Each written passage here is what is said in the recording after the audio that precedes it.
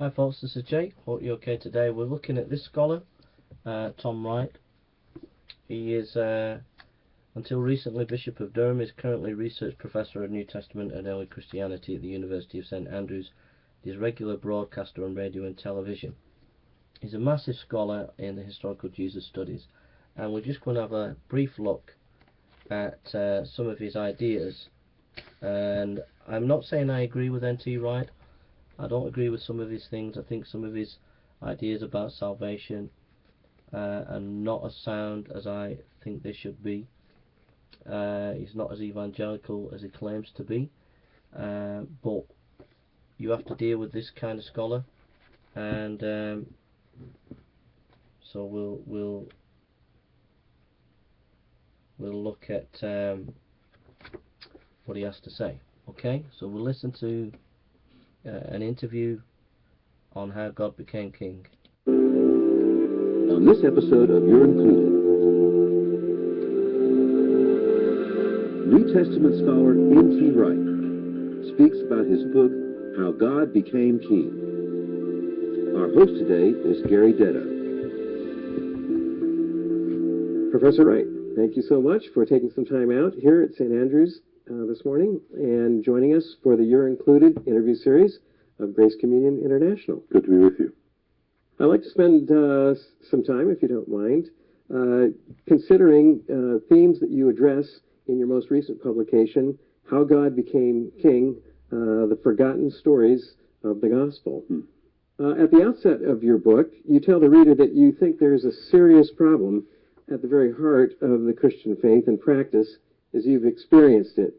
You say your increasing impression is that most of Western Christian tradition has simply forgotten what the four Gospels are really all about. Well, that's quite provocative. Could you elaborate on that statement and tell us what, in essence, we have forgotten? Yes, I've often wondered since writing that whether I was overstating it, but actually looking around and listening and attending church and talking with friends, I still want to stick to it, because at the heart of Matthew, Mark, Luke, and John is this enormous claim that something actually happened right there at the beginning of the first century through the work and death and resurrection of Jesus.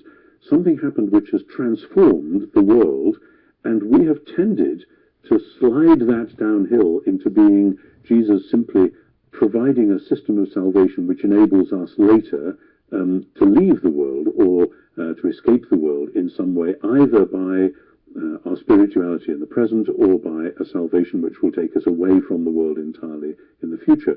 Whereas the four Gospels, living as they did within the world of Second Temple Judaism, believed that through Jesus, the one God of Israel, who is the creator of the world, had acted to reclaim the world, to redeem the world, to rescue the world, not to enable people to leave it behind.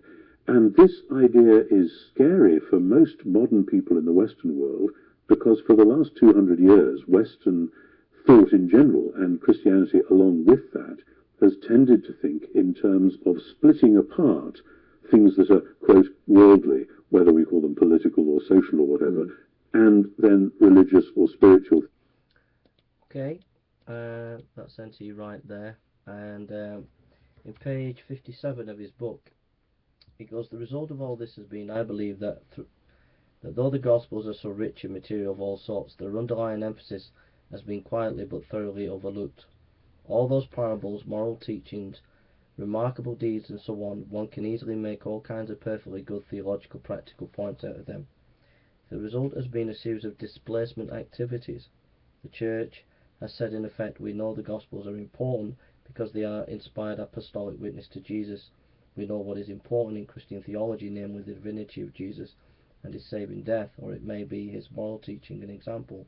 We assume that this is the primary message of the Gospels. In fact, to sum up the proposal towards which I have been working, the four Gospels are trying to say that this is how God became king.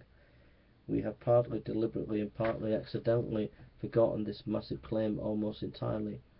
Since we cannot stop reading the Gospel without ceasing to be proper Christians, we have developed all kinds of strategies for making alternative sense of the Gospels, and so screening out the dangerous and challenging picture that are actually sketching. This is at the heart of the problem I have been trying to identify. I think there is a truth that, the radical nature of the Gospels people do overlook. But at the same time, I think I'm very wary of any scholar, even Tom Wright, who says that they have the key to understanding the Gospels. We all have the key, and his name is Jesus, and we have the Holy Spirit. So you've got to be wary when a scholar says we need to look at it in a new way in the Gospels. And it's not a new way. He's actually doing what many scholars have done in the past. Many scholars, every generation, brilliant scholars, come along and say, look, I have the key. And it's couched in terms that seems very attractive, but actually when you look at it, it's a particular way of thinking, philosophy that's going into the exegesis of the text. And it's the same here. Basically, this is a social gospel wrapped up in theological language in a different, more complex form than's gone before. That's basically it, but made to look as if it's been exegetically done fairly to the text. Those are my thoughts.